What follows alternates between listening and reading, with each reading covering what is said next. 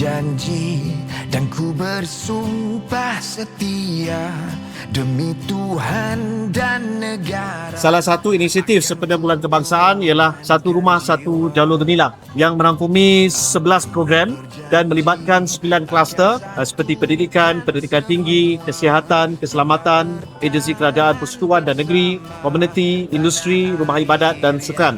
Kepada seluruh rakyat Malaysia, marilah kita sama-sama mengibarkan jalur gemilang tidak semestinya hanya di rumah tetapi juga di kereta kita, di motor kita, di bangunan-bangunan kita, di bangunan-bangunan perniagaan, di pejabat-pejabat. InsyaAllah kita harapkan sehingga daripada detik ini Malaysia disemarakkan, digelorakan dengan kibaran jalur gemilang di seluruh negara, di seluruh tempat, di seluruh premis, untuk kita tunjukkan rasa cinta kita kepada negara Malaysia yang tercinta ini.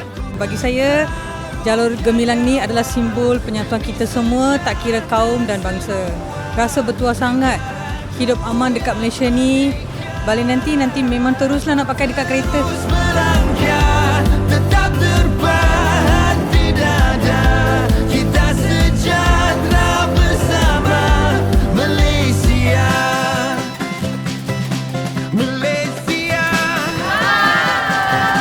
Malaysia.